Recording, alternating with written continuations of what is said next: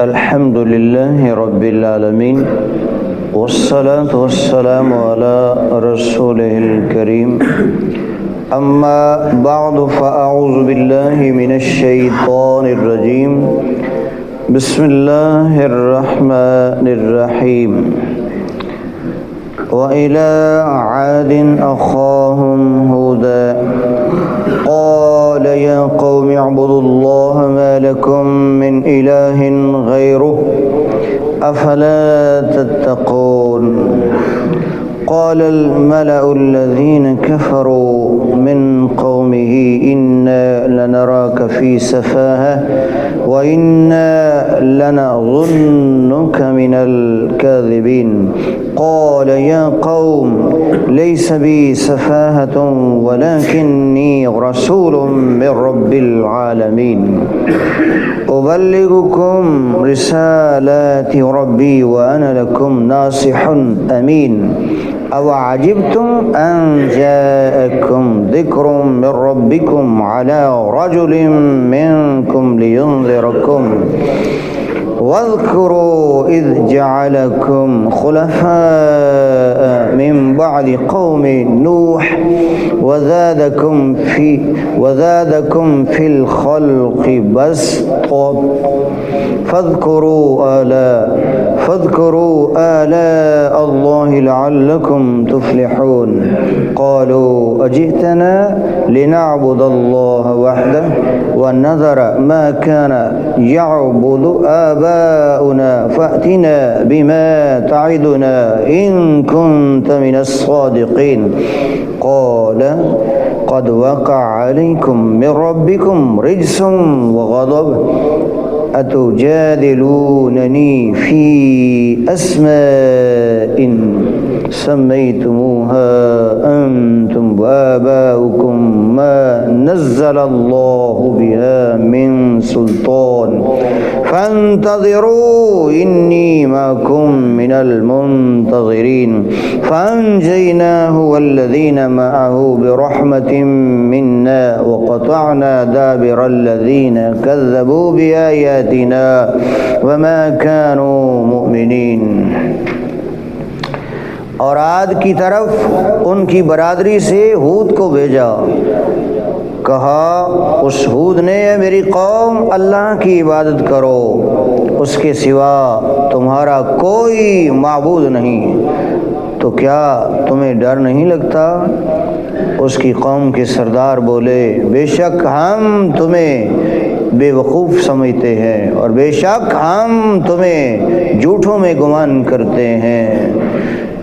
کہا یعنی ہود علیہ السلام نے اے میری قوم، مجھے بے وقوفی سے کیا علاقہ، کیا تعلق؟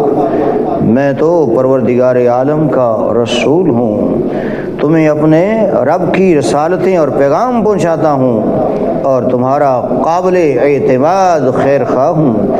اور کیا تمہیں اس کا اچنبھا ہوا، عجب لگا کہ تمہارے پاس تمہارے رب کی طرف سے ایک نصیحت آئی، تم میں سے ایک مرد کی معرفت کہ وہ تمہیں ڈرائے؟ اور یاد کرو جب اس نے تمہیں قوم نوح کا جانشین کیا اور تمہارے بدن کا پھیلاؤ بڑھایا، تو اللہ کی نعمتیں یاد کرو کہ کہیں تمہارا بھلا ہو جائے۔ بولے یعنی قوم بولی، قوم کے سردار بولے کیا تم ہمارے پاس اس لیے آئے ہو کہ ہم ایک اللہ کو پوجیں، اس کی عبادت کریں، اور جو ہمارے باپ دادا پوجتے تھے انہیں چھوڑ دیں؟ تو لاؤ جس کا ہمیں وعدہ دے رہے ہو، یعنی عذاب، اگر تم سچے ہو۔ کہا ہود علیہ السلام نے ضرور تم پر تمہارے رب کا عذاب اور غضب واقع ہوگا، پڑے گا۔ کیا مجھ سے خالی ان ناموں میں جھگڑ رہے ہو جو تم نے اور تمہارے باپ دادا نے رکھ لیے؟ اللہ نے ان کی کوئی سند اور دلیل نہ اتاری، تو راستہ دیکھو میں بھی تمہارے ساتھ دیکھتا ہوں، یعنی تم انتظار کرو، بے شک تمہارے ساتھ میں بھی انتظار کرنے والوں میں اور دیکھنے والوں میں ہوں۔ تو ہم نے اسے اور اس کے ساتھ والوں کو یعنی ہود اور ان کے ایمان والوں کو اپنی ایک بڑی رحمت فرما کر نجات دی، اور جو ہماری آیتیں جھٹلاتے تھے ان کی جڑ کاٹ کے رکھ دی، اور وہ ایمان والے نہ تھے۔ یہ ایک پورا رکوع ہے حضرت ہود علیہ السلام کا اور ان کی قوم کا جو مکالمہ ہے وہ چل رہا ہے۔ حضرت ہود علیہ السلام جیسا کہ آپ قرآن مجید فرقان حمید کی آیت مبارکہ میں سن چکے کہ اللہ تبارک و تعالی فرما رہا ہے آیت نمبر 69 میں کہ ہم نے تمہیں نوح علیہ السلام کی قوم کا جانشین بنایا۔ تو یہ حضرت نوح علیہ السلام کی قوم کے جانشین تھے اور ان کو تبلیغ کرنے آئے۔ حضرت ہود علیہ السلام کی جو قوم تھی یہ بت پرست تھی، بڑے بڑے بت بنائے ہوئے تھے اور ان کی پوجا کرتی تھی۔ اس لیے حضرت ہود علیہ السلام نے انہیں فرمایا کہ یا قوم اعبدوا اللہ ما لکم من الہ غیرہ، کہ میری قوم اللہ کی عبادت کرو، اس کے سوا تمہارا کوئی معبود نہیں۔ یہ قوم جو تھی یمن اور عمان کے درمیان ایک علاقہ ہے جس کو احقاف کہا گیا ہے، یعنی ریت کے ٹیلے وہاں رہتی تھی، اور ریت کے ٹیلوں کے علاوہ وہاں دائیں بائیں پہاڑ بھی تھے۔ تو یہ گرمیوں میں پہاڑوں میں چلے جاتے تھے اور سردیوں میں یہ ریت کے ٹیلوں میں، یعنی دو جگہ انہوں نے گھر بنائے ہوئے تھے، ریت کے ٹیلوں پر بھی اور پہاڑوں پر بھی۔ تو گرمیوں میں پہاڑوں میں چلے جاتے جو انہوں نے بڑے بڑے گھر تراشے تھے، اور سردیوں میں وہ ریت کے ٹیلوں میں جو گھر تھے وہاں آ جایا کرتے تھے۔ ادبت پرست تھے۔ حضرت ہود علیہ السلام نے انہیں بڑا سمجھایا، لیکن وہ پلٹ کر یہی جواب دیتے رہے کہ انا لنراک فی سفاہہ، ہم تو تمہیں الیاذ باللہ بے وقوف سمجھتے ہیں اور تمہیں جھوٹوں میں گمان کرتے ہیں۔ حضرت ہود علیہ السلام نے انہیں کہا کہ نہیں، لیس بی سفاہہ، میرے اندر کسی قسم کی کوئی بے وقوفی نہیں ہے۔ اللہ کا پیغمبر جو ہوتا ہے وہ بے وقوف نہیں ہوتا، ولکنی رسول من رب العالمین، میں تو رب العالمین کی طرف سے رسول ہوں اور تمہیں اپنے رب کا پیغام پہنچانے آیا ہوں، اور میں ناصح بن کے آیا ہوں، نصیحت کرنے والا، تمہاری اصلاح اور خیر خواہی کرنے والا بن کے آیا ہوں۔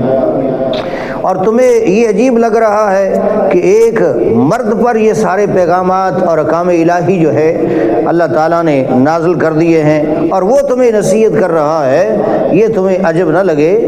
پیچھے بھی جتنے بھی نبی آئے وہ سارے مرد ہی آئے، نوح علیہ السلام کو دیکھ لو، اور دیگر انبیاء وہ سارے رجل یعنی مرد آئے ہیں۔ اس لیے میرا کام ہے تمہیں ڈرانا اور سمجھانا، اور پھر یاد کرو تمہیں قوم نوح کا جانشین بنایا ہے، اذ جعلکم خلفاء من بعد قوم نوح، قوم نوح کا جانشین بنایا ہے، اور تمہارے بدن کو بڑھایا ہے، تمہارے جسے کو اور تمہارے قد و قامت کو اللہ تعالیٰ نے اتنا بڑا بنایا ہے۔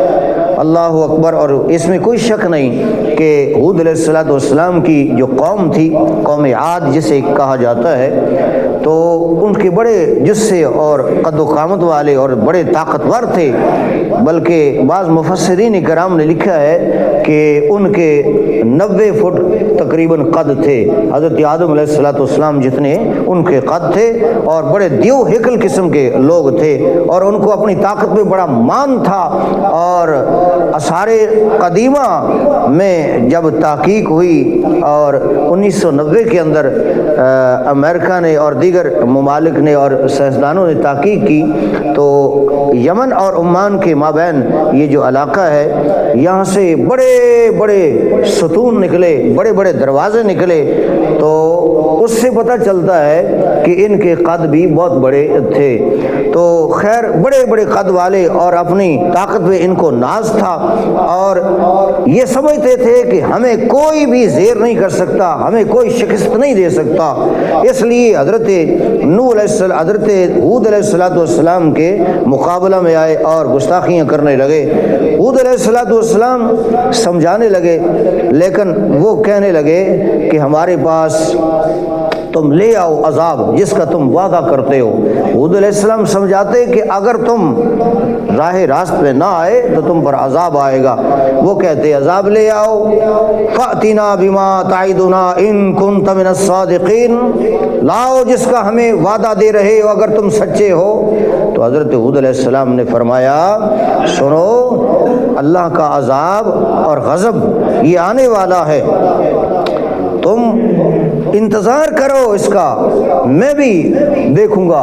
اللہ اکبر۔ پھر ایک وقت آیا کہ وہ اللہ کا جو وعدہ تھا وہ سچا ہوا اور عذاب آیا، ایسے ہی جیسے نوح علیہ السلام کی قوم پر عذاب آیا۔ پہلے قحط سالی شروع ہو گئی اور تقریباً 3 سال قحط سالی رہی، اور قحط سالی کے بعد پھر گٹائیں اٹھیں، بادل آئے، اور ظاہر بات ہے جہاں قحط سالی اتنے سال گزر گئے ہوں تو جب بادل گٹائیں چھائیں تو وہ بڑے خوش ہوتے ہیں، لوگ یہ خوش ہونے لگے کہ آج قحط سالی ہماری دور ہو جائے گی، بادل آ رہے ہیں، گٹائیں چھا رہی ہیں۔ تو حضرت ہود علیہ السلام نے کہا یہ بارش نہیں آنے والی، یہ تم گٹائیں دیکھ رہے ہو نا، بادل دیکھ رہے ہو، بارش نہیں آنے والی بلکہ اللہ کا عذاب آ رہا ہے۔ میں نے کہا تھا نا فانتظروا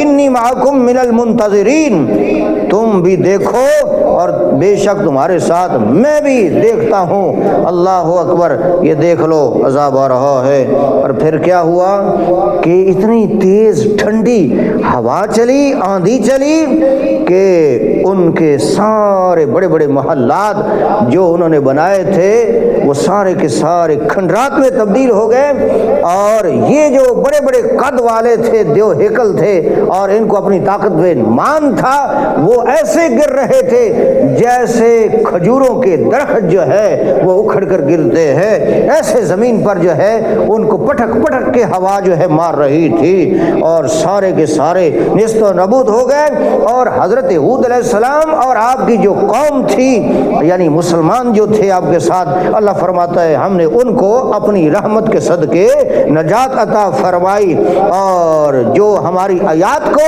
ہمارے نبی کو جھٹلانے والے تھے وَقَطَعْنَا دَابِرَ الَّذِينَ كَذَّبُوا بِآيَاتِنَا، ان کی ہم نے جو ہے جڑ کاٹ کے رکھ دی۔ اللہ اکبر۔ اور فرمایا ہم نے اس کو نیست و نابود اس لیے کیا اور جڑ کاٹ کے اس لیے رکھ دی کہ انہوں نے ہماری آیتوں کو جھٹلایا اور وہ ایمان والے نہ تھے، وہ ایمان والے نہ تھے، اس لیے ان کو نیست و نابود کر دیا۔ تو میرے بھائی اس پورے رکوع کا خلاصہ یہ ہے، لب لباب یہ ہے کہ اللہ کے پیغمبر کے کہنے میں، ان کی اطاعت میں ہی نجات ہے۔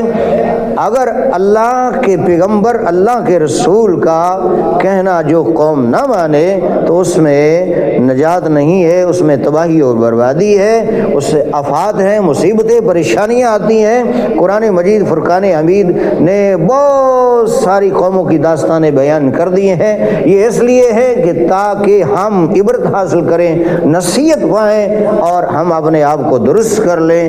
اللہ اکبر۔ اور پھر یہ بھی بات یاد رکھ لیں کہ جس قوم نے بھی اللہ کے پیغمبروں کا مقابلہ کیا، ان کی گستاخیاں کی، ان کے مقابلہ میں آئے، یا اللہ کے پیغمبروں کے بعد جو علماء ربانیین تھے ان کے مقابلہ میں آئے، تو پھر ان کا حال یہی ہوا کہ وہ تباہ و برباد ہو گئیں اور مصائب اور پریشانیوں میں پھنس گئیں۔ اس لیے ہمیں بھی چاہیے کہ ہم نبی کریم رؤوف الرحیم صلی اللہ علیہ وسلم کی اطاعت کریں، اللہ کی اطاعت کریں، اسی میں ہماری نجات ہے، دنیا کے اندر بھی اور موت کے وقت بھی، قبر کے اندر بھی، حشر کے اندر بھی۔ اللہ تبارک و تعالی ہمیں عمل کرنے کی کی توفیق عطا فرمائے۔ بسم اللہ الرحمن الرحیم، الحمدللہ رب العالمین، والصلاة والسلام علی رسول الکریم، اللہم اہدنا الصراط المستقیم، اللہم ربنا اغفر لنا ولاخواننا الذین سبقونا بالایمان، اللہم انا نعوذ بک بکلمات اللہ التامات من شر ما خلق، وصلی اللہ تعالی علی خیر خلق محمد وآلہ وصحبہ اجمعین برحمتک یا رب۔